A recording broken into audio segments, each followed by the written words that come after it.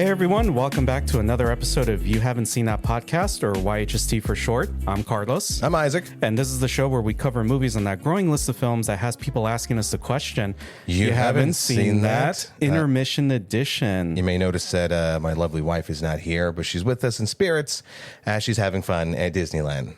Yeah. We didn't fire her. We wanted to keep her for some reason. She's not going to listen to this. We're going to dispel that rumor. So TMZ, if you report on us, just know we didn't fire her. Also TMZ, hello. Thanks for listening. But this is our intermission edition. We have two movies for you today on this Boys Out episode. Hell yeah. I wrote it one way. You made it sound like another. I'm sorry. It's my first Crack time. the beers. It's boys now. Trying to make this fun for us boys. But yeah, this episode. For us boys. We are covering Cold Storage and Crime 101. Mm-hmm. Talk about good boys in these movies. And it's time to teach you about Crime 101 because the title makes it seem like they're teaching us about crime, which they kind of did. But before we get into that, if you're new or if you haven't done so already, please follow us on social media at YHST Pod on TikTok, Instagram, and YouTube. And if you'd like to support us, you can also do that at YHST Pod. We thank you with all of our hearts And all of our souls. But how you doing, man? All of our holes. Great, dude. It's now. I'm not that we're gonna keep counting like the time you've been with us, but man, I've been enjoying having you on. And so, when Alva was like, "Oh, I'm gonna go to Disneyland. They're doing the Ducks Day thing," and so I go, "Well, this is a good chance to have a one-on-one with Carlos and just see what he's all about in the long run. This might actually be the determining factor whether or not you're staying." I thought I had a 90 days probation period. I don't know. There's no ink. Nothing. This is just all word of mouth. Oh. No one's listening to this that has any litigious sway, so it can go however the fuck it's going to go. Well, I guess before we determine that, I guess we should, before we get into our movies, we want to inform you. Great segue. On what's going on in movies, Hollywood, and entertainment with a little segment we call YHST News. Yeah, see, I like having you do these, as this is also my trial run for you to run intros and segments, because I always wanted to lay back a little bit and just chill. I want to be a little bit of a passenger princess, Well, I hope I don't disappoint. All right. But we're going to kick things off with our first news story.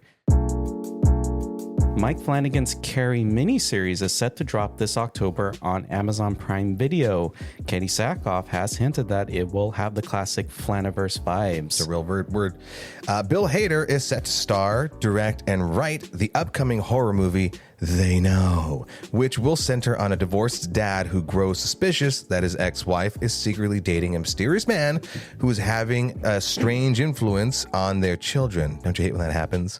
Although Hader has directed the HBO series Barry, fantastic show, by the way, dark comedy, this will be his featured directorial debut.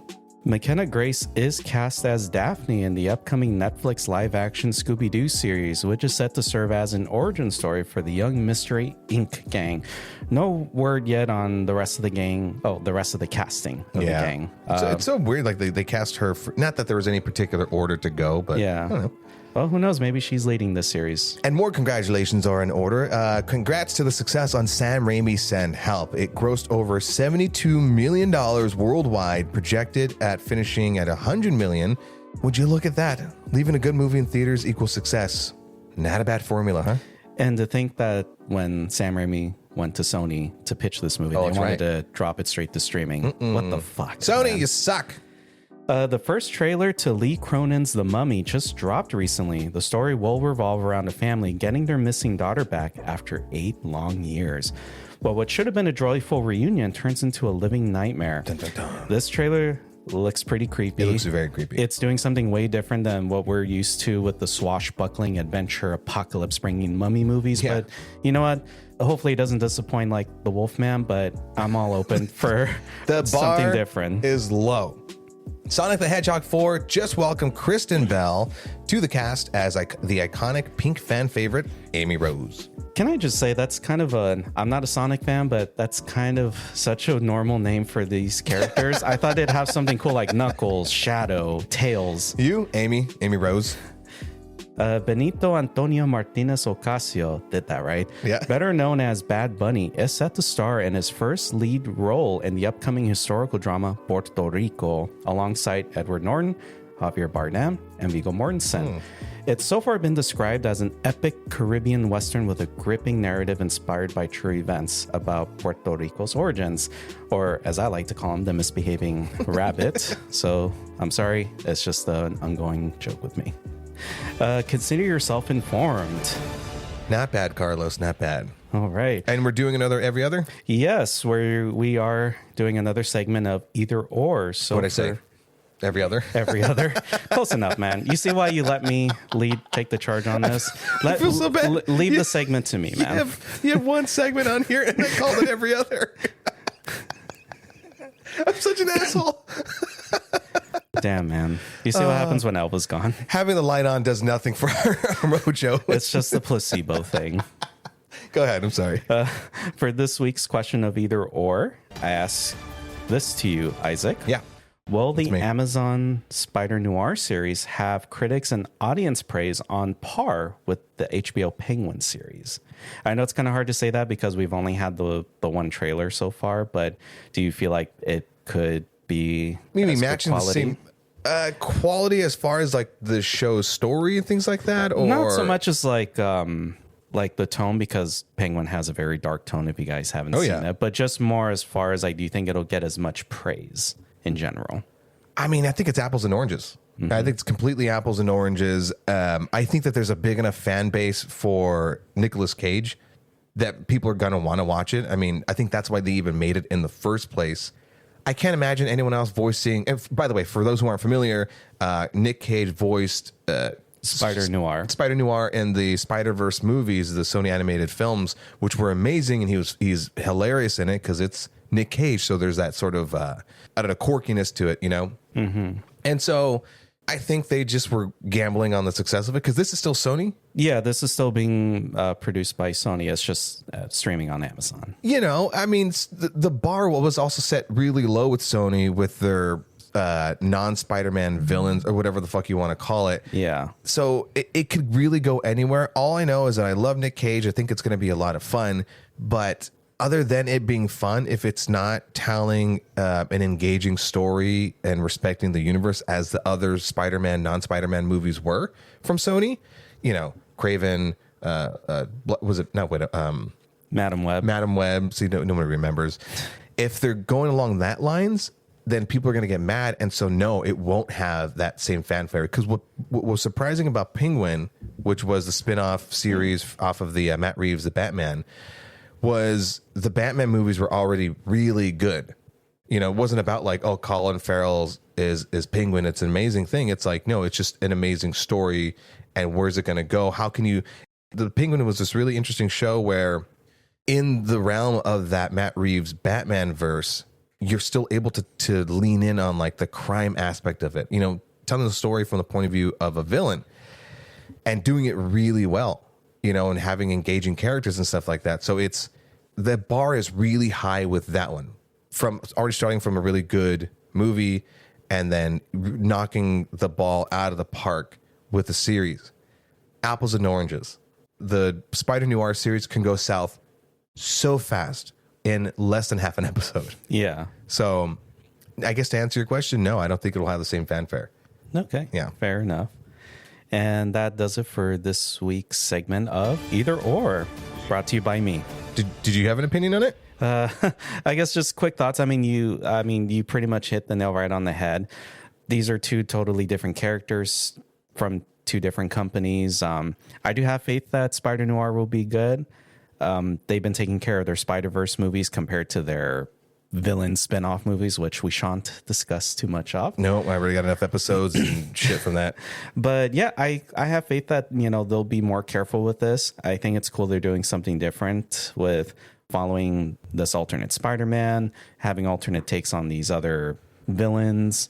But yeah, I think Nick Cage will pull it off. I'm very excited. I'll watch it in black and white first before Absolutely. color. Yeah. That's the way you got to watch it. But I'm glad that they're showing some of the clips in black and white and color, and you know, letting people choose for themselves. I'm only going to watch it in black and white. It's a noir. It's a fucking film noir style show. You have to. No, yeah. You know, they designed it that way. But I think it was smart on their part that they also knew that enough people were going to be like, oh, black and white. Nobody watches black and white anymore. And so you have it in color. But yeah, I agree with you that two different shows, but I think it'll do well. I'm fairly confident it'll do well. So, but yeah, that's my either or take. I really hope it does well. I'm just pondering it because I'm like, because I was excited when I saw the trailers, and now that I'm actually sitting and thinking and talking about it, I go, it might not be great, just because it's Sony. It can go either or. Ooh, see, I did that. It can go every other. So that's my thoughts. There you go. Yeah, and those are my thoughts too. So again, I say this is this week's edition of Either Or, brought to you by me. Now, before we break down our movies in depth, let's give you our quick bite-sized spoiler-free reviews. So, Isaac, why don't you kick it off with Crime 101? Crime 101, if you're not familiar with it, starring Chris Hemsworth, actually a handful of other actors. Chris Hemsworth, Mark Ruffalo, Barry Keoghan, Halle Berry, Nick Nolte, and Monica Barbero, who have accidentally called Melissa Barrera. Barrera. Fuck you guys. It's a slow burn of a movie. I think it does its job in being interesting and being fun. I don't know if it exactly justified its 2 hour, 20-minute runtime, but I don't think you're going to walk out of the movie having seen a bad movie. It does what it needs to do. It's not groundbreaking. It is a love letter. It felt like a love letter to some of like the 70s, 80s, and 90s heist movies. At times feels a little watered down and not exactly fully formed or thought through. But when you have Chris Hemsworth as your lead, I mean, come on. I'm not going to not watch it. You know, he's this like kind of awkward guy and you can take advantage of him. Yeah. Who wouldn't want to take advantage of Chris Hemsworth? I wasn't mad at the movie. So, yeah. As far as my quick spoiler-free thoughts, overall, I thought it was an okay movie. It's very reminiscent of Heat, which Heat's like my favorite heist movie ever. Heat light. And warm. Great cast, great performances. I felt like, it dragged on a little bit too long. They could have trimmed down some stuff. I do like the social awkwardness of Chris Hemsworth's character, which, again, we'll delve into more deeply shortly. But I just kind of felt like walking out, and this is something I even, like, me and Alva talked about briefly when we watched the movie the other night.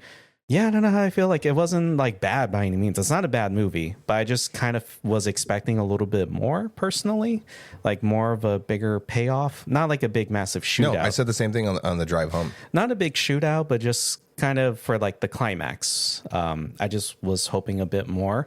I felt like it did capture a bit of like two sides of LA, the more Richie Rich side, and then kind of like There's a commentary there. Yeah. And then kind of seeing the homeless situation, which, you know, if you live in LA, it's pretty rampant. Can't avoid it. But yeah, I just thought it was an okay movie. Yeah. And now we go on over to Cold Storage. What are your thoughts on it? Man, this was the more exciting, more fun movie. Didn't have the 2 hour, 20-minute runtime. And I know it's kind of like, you know, gross to talk about runtime or whatever, but coming in at an hour 40, it is a fun movie to see. Don't do any research on it. No. Don't. So, you know, just take this review as our recommendation. You should go see it. It's a lot of fun from start to finish. You may have moments of figuring out exactly what this movie is, but, you know, suffice to say, it felt like a quirky The Last of Us. Mm-hmm. If like Bargain Edgar Wright were to have directed it. Yeah. If that's fair to say. It definitely had reminded me of some Edgar Wright moments, sort of. Yeah, from characters to stories to Liam Neeson being in it. Oh, you can't go wrong. Can't forget that. No. As far as my thoughts, this was like a fun B movie with a pretty decent budget, with a pretty good solid cast and surprising little side characters. But yeah, this was a lot of fun. I just need like, okay, there's some mysterious biohazard spill happening in some isolated facility. And yeah, this was a lot of fun, good energy. We had like a lot of good laughs with the kind of seeing how the pathogen spreads. Yeah. But yeah, Liam Neeson is totally like the straight man in this. Like he plays it serious, which he's great at. And it reminded me so much of Naked Gun. I had that written down right here. Yeah. So, I mean, we'll definitely get into that as well. I like the two leads. This was just overall fun, quick to the point. You know, it's probably not going to be the most memorable movie, but this one out of all the movies that came out this weekend, you're going to be like, yeah, there's nothing I hated about it. It was just fun. Fun's the word that comes to my head. Yeah. So, but yeah, those are our quick non-spoiler thoughts. Okay, now that's your pause point. Go see these movies, come back later and join the combo. All right. Okay. Now, can we talk about it a little more? Yes, let's get into it. So we'll dive into Crime 101. Okay. You know, I heard that the ratings were really good about this, which surprised me because it felt, even from the trailer, felt pretty straightforward as far as like a heist movie. I actually didn't know that it was like having a theatrical release because the vibe of it felt like it was a straight to Netflix thing. Yeah, definitely. I mean, not to say that there aren't good movies on Netflix, especially starring Chris Hemsworth. I haven't seen Extraction 2. I haven't seen either one yet. They're really good. That's a really fun movie that you don't need to like, you know, second screen watch. But anyway, my point being is from the trailer, I thought that this was going to be just sort of that vibe where it, you know, just got to the point and then that was that. So when people were talking about the runtime of 2 hours and 20 minutes, I'm like, it better be an amazing movie. That's in today's realm of films that you're going out to go see. 2 hours 20 is a little long. Yeah. And you would think that they would fill it up with a lot of substantial things, interesting character arcs. They had a lot of characters. I mean, again, the top leads, Chris Hemsworth, Mark Ruffalo, Barry Keoghan, they didn't really focus on much. Halle Berry. Those were like the top people. Yeah. That you're sort of A, B, C storylines. Yeah. Running concurrently. But the problem was, like in any other film or series, if you're having those, you know, really pronounced storylines that you're following, I think that there needs to be, or there should be at least, some sort of, you know, character growth, some kind of arc. And what did I say? Like there was 1.5 character growth. Yeah. The main lead, not much growth there. And then for another lead, not much growth there. The only one that there was like Mark Ruffalo's character. He had so much of a transformation. Mm-hmm. And it's just that there was so much movie and so much room and space that they could have either tidied it up or put more stuff there. Yeah. Yeah, I mean, I like the 3 leads. No bad performances at all. Like no, everyone was on game. And then also Nick Nolte's in this. Of course, we had to throw in Nick Nolte jokes. I can't do the impression. You do it better than me. You know, and Chris Hemsworth comes in, he's just he's real good-looking guy to work with, and he just, you know, he's sharp, piercing blue eyes. Dude, like, no joke. Like, I told you this. Like, there He's were times. 85. Yeah, like, there were times I couldn't understand him too well. Can I talk to you for a second? Sure. I thought he was dead. Really? I swear he wasn't doing good a few years back. Oh, I don't remember. He was like in that realm of Gary Busey where, you know, they just weren't doing okay. I thought they were homeless for a minute. Oh. They both have like crazy fucking mugshots. Yeah. So seeing him like, you know, doing well and tidied up, and he looked very well. Like I read, because we looked up how old he was. Yeah. I read that like, yeah, he's long past his like substance abuse whole awesome. phase. So it's just, 85 strong, man. hey, he's still acting, and I've always liked Nick Nolte. But that's my problem too. Is there's the character dynamic between Hemsworth and Nick Nolte's character, where Hemsworth is the thief and Nolte's sort of the handler, right? All of these things, it's like a love letter to, like I said before, all of those more popular and well done thief movies, heist movies, and stuff. And so usually when those things are done with like the handlers, there's an arc and resolution. Yeah. There's a handful of things in this movie where they presented it and then there was just no resolution. Not that like it's subverted expectations. It just forgot about it. Yeah, like he just disappears from the movie after a certain point. That's like, oh, okay, I thought we were gonna have a payoff. Like He's still in Chinatown, just going. Can I go home now? Do I have to sit here? I can't do the voice, so I just pictured. to some legends say that he's still sitting there at that tabletop. Can someone call me a ride home? But you know, as far as character growth, I'll counter that with, I know how you said like Mark Ruffalo definitely had more of that.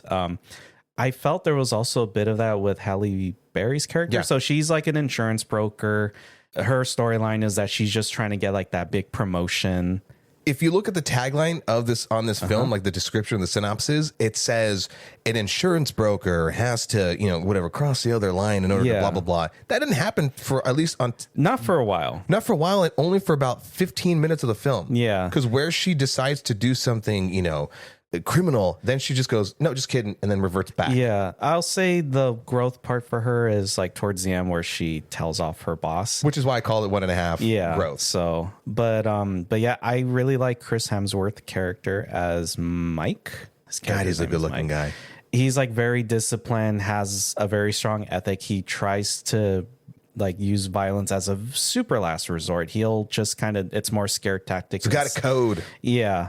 And we've seen that in other heist movies. But we see that he doesn't have a personal life outside the job. So he does strike up a relationship with Monica Barbaro. Yeah.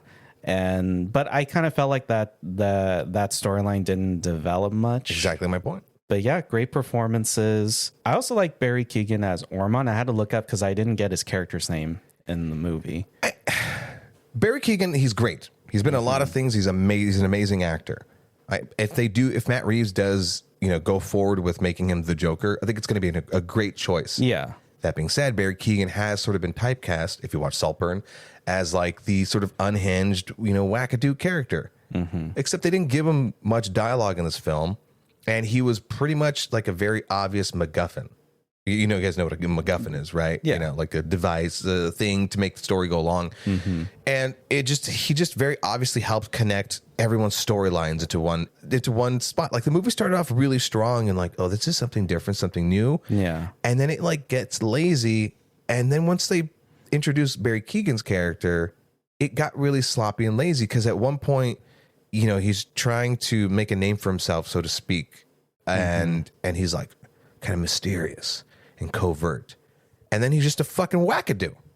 He's like all over the place. So I don't know. It felt like lazy writing when it came to his character. And apparently he's impervious to getting hit by cars. Oh yeah. Yeah. He has a bike accident and it's like, oh, okay. He's fine. But yeah, I just like how I mentioned earlier, this reminded me a lot of Heat, and yeah, it does play some of the same story beats, but I just kind of felt like overall, like how you said, like with the sloppy writing, there are some parts that I felt like it definitely dragged way too long. Yeah. They could have trimmed a good 20 minutes off of this, and I think it would have been a lot more tighter with the pacing. Going back to like the character, right? I forgot to mention that going back to Chris Hemsworth character, as far as like comparing it to Barry Keoghan just being like kind of two-dimensional. Hemsworth character was also two-dimensional and so many parts. Where typically with a mystery man type of lead, when you introduce the romantic bit to it, that's the opportunity, that's the moments to explore his background. It's not to say that they didn't do it, they just didn't do it extensively.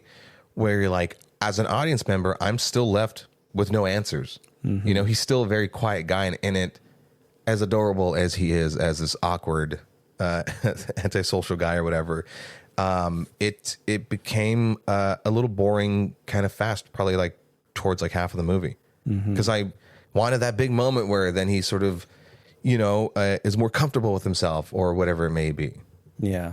I would say like my favorite storyline was more with Mark Ruffalo's character as Detective Lou Besnick. By the way, sorry to cut you off. Yeah. It felt like his detective character, he was a detective in Zodiac. Yes, and he was also detective in Collateral. Okay, but specifically, it felt like his character in Zodiac time traveled to now, and then is like, well, fuck, because like the vehicle he's driving, kind of, sort of, and like him smoking cigarettes, his mustache, his overall like vibe is that person, and then betters himself. Yeah, I mean, he's the one that like you'll probably like the most. I mean, you see that he has a troubling marriage, a wife that he's not very close to. Then he's the only one really invested in this case, and he's like the cop that everyone laughs at because it's like, yeah, man, like you're looking into this way too much. But so, like I said, it did those things that other movies did. You got the mystery thief guy, you got the detective trying to be a real good dude. It's having the commentary on whatever. In this case, it's LA, or specifically about like the 1%ers. Yeah. It's just that it pulled its punches. It didn't go like full in. It didn't, not to reuse this word, but it didn't resolve those things. And you're not realizing that as you're watching the movie. It was until afterwards, we're like, that was fun. It was fun, right? It was fun. And then we're driving home and I go, now that I think about it, now that I kind of unpack it a little more, they could have done this. They should have done that. I didn't feel like they landed that plane properly enough. Everything should have been a big lead up to that finality of everything, but it just felt safe, that there weren't really any high stakes.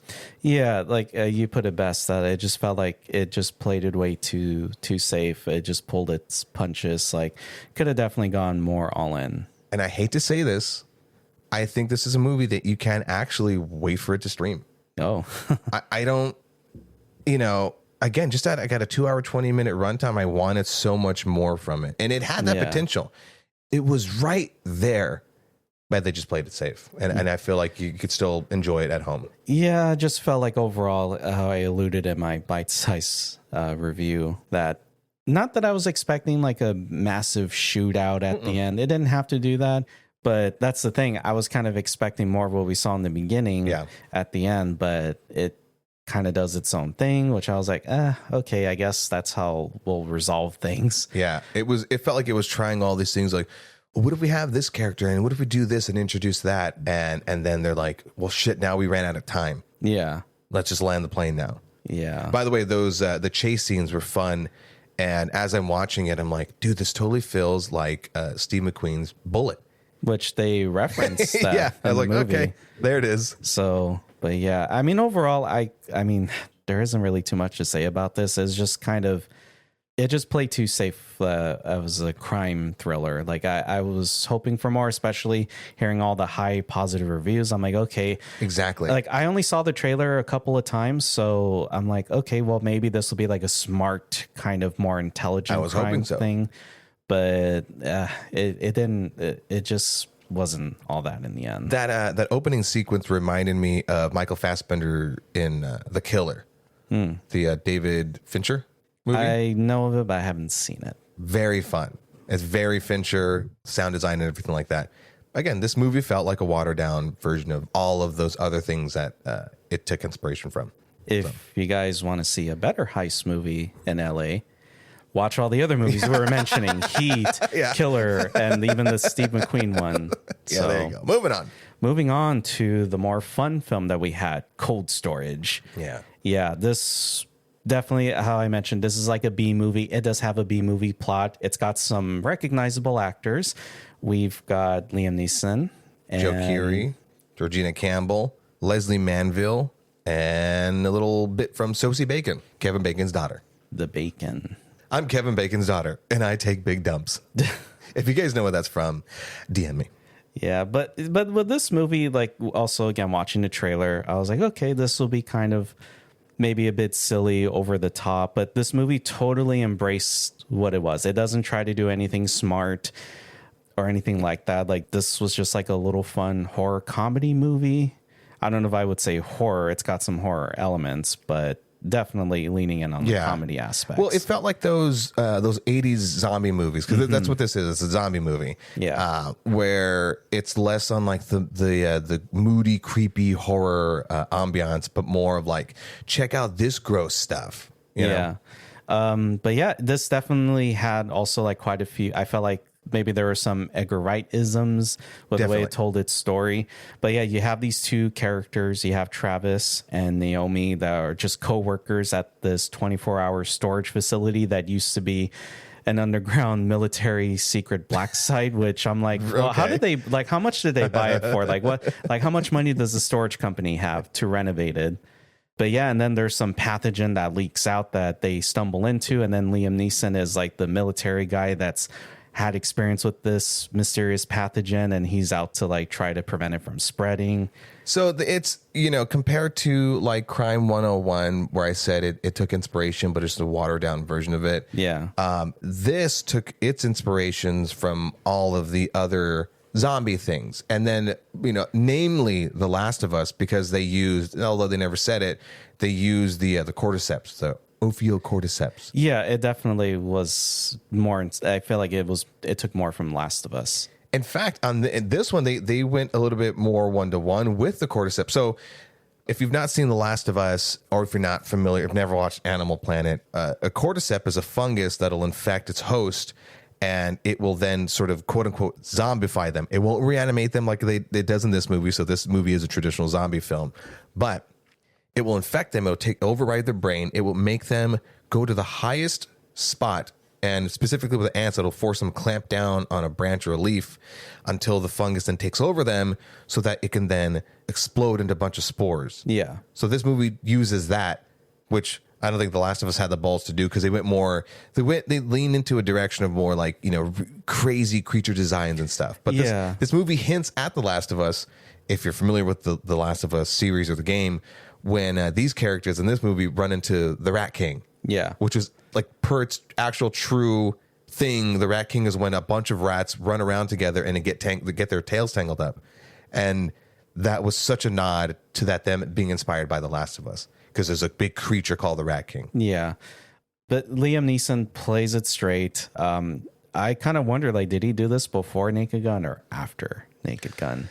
I mean, Liam Neeson has done roles where he's leaned into like the dry humor. Yeah. If you've ever seen him in Ted 2. I've seen the cameo, like the post-credit scene where he pops in and he's basically the character from Taken. Yeah.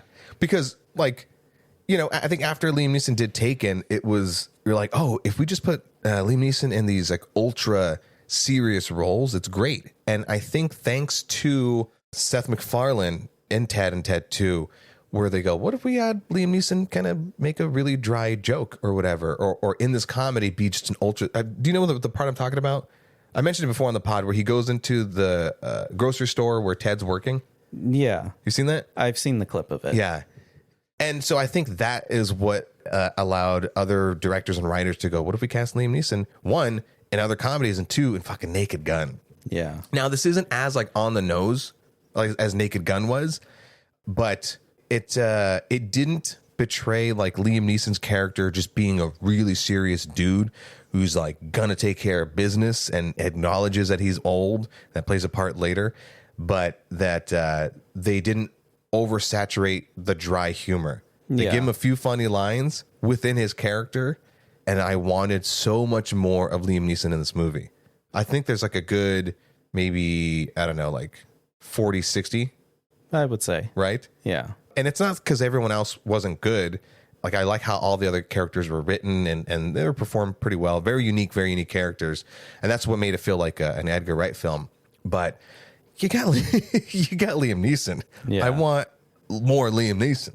Oh, yeah. I could totally see like a prequel kind of sequel. That's a term, but it doesn't get said often, where I kind of wonder, like, what's the other stuff him and his partner, played by Leslie Manville, that like, what are some of the other crazy things they've like run into? Well, what's so funny about this casting, and I stumbled on this when I was doing some research about the movie, I was like, why does their relationships feel so like they're friends that maybe missed their chance and falling in love? Well, back in 2019, they did a movie called Ordinary Love, where they played a married couple, and then she has cancer and all that stuff. But you could totally feel that they still had some of that left over when playing these characters.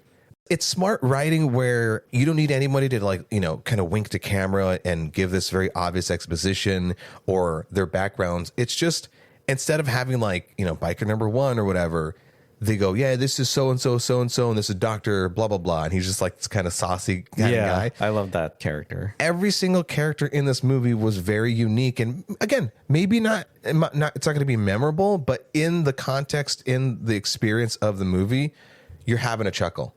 I mean, no notes other than I want more Liam Neeson in this. Yeah. And kind of going off of what you said, like with Liam Neeson and his partner's like history, like maybe they may have had something in the past. With our two main leads, like I liked how it wasn't too lovey-dovey, like there wasn't no romantic kiss or anything. Like you could tell, like, okay, they like each other, like they're interested. Maybe there's like some flirty moments, or trying to egg them on, like, oh, so you don't want to investigate the strange noise. Which I'll admit, like in this movie, they do make some dumb decisions, like, oh, let's keep investigating all this weird thing. Oh, let's go down this sealed off rusty ladder to go to some deep dark tunnels. But I really like the main two characters. Like it felt very natural. But yeah, and again, going off with like some of the supporting characters, like, yeah, they were memorable in their own way. Like the saucy biker, there was just something about his character I just liked. The sauciness. But like, again, this movie totally embraced, it didn't take itself seriously. There you go. It ran at a pretty good pace. It went on point with the story. I do like how you see the flashbacks of how the pathogen escaped, like seeing the point of view of funny. Yeah.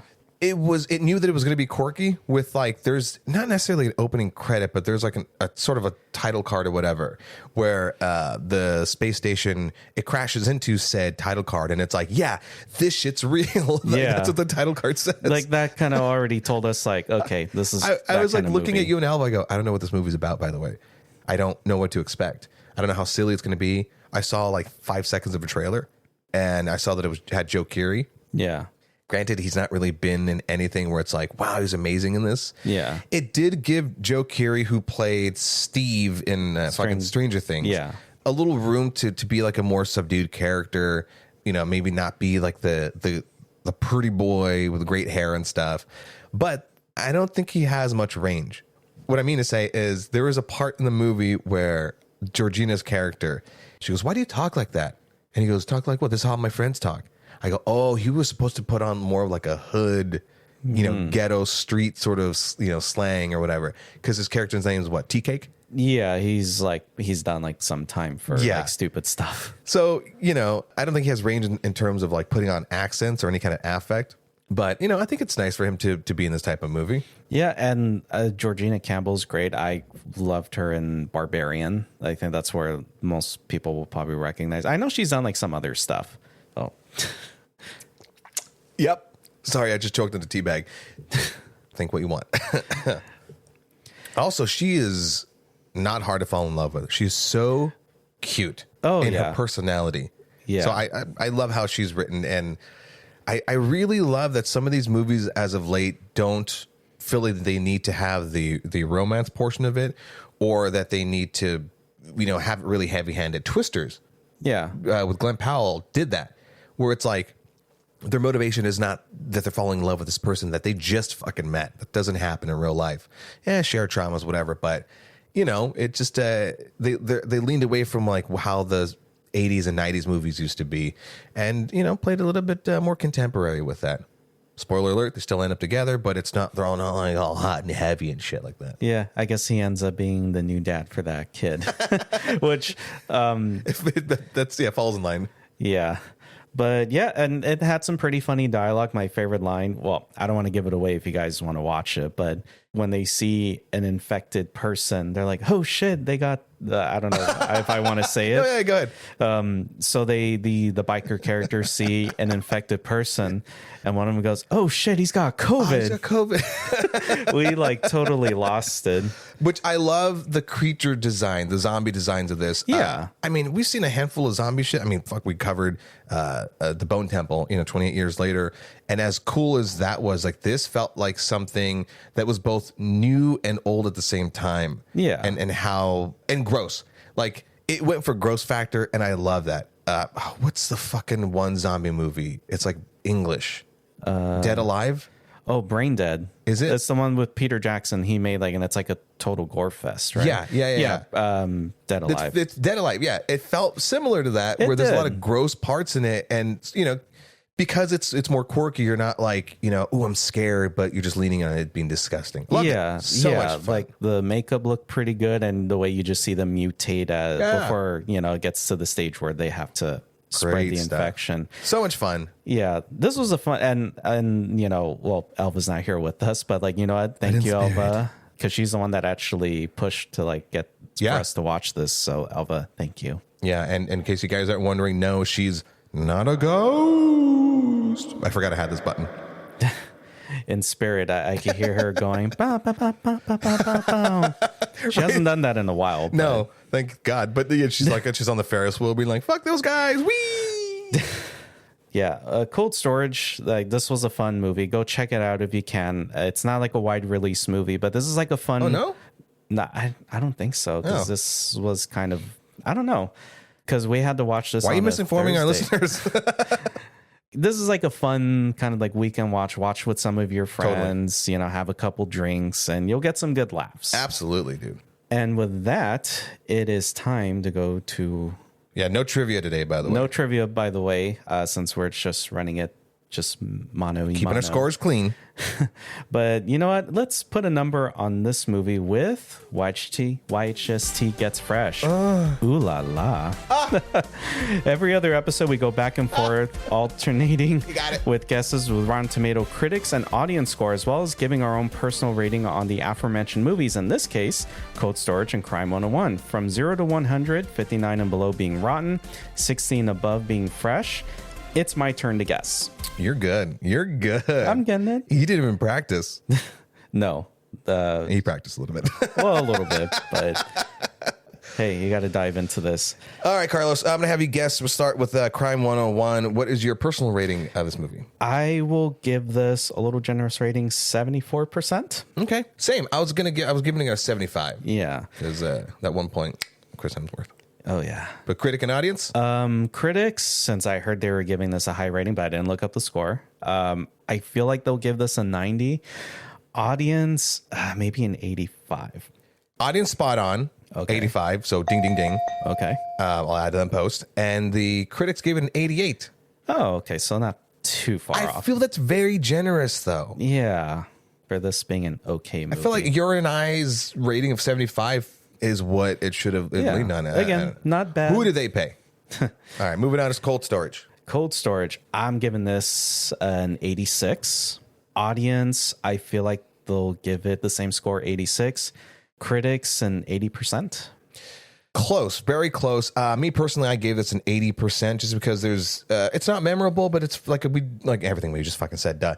But, other movies would have gotten a higher rating. But no, the critics gave it a 77% and audience a 76. So that's one of those few times that both audience and critics are really close to each other. Yeah.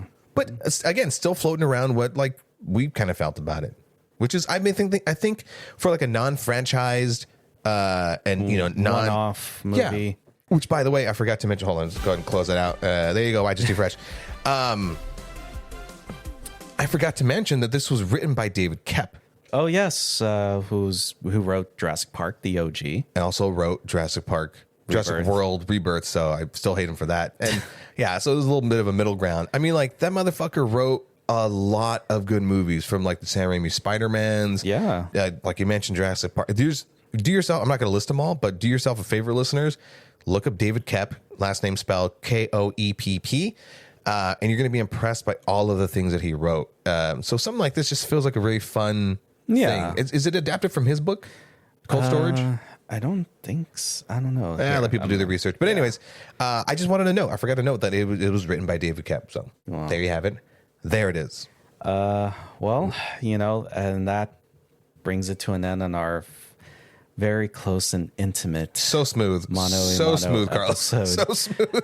I'm not gonna fault you. This is your first time introing and outroing. So I'm gonna need you to get way off my back on this, like way off, like hop off.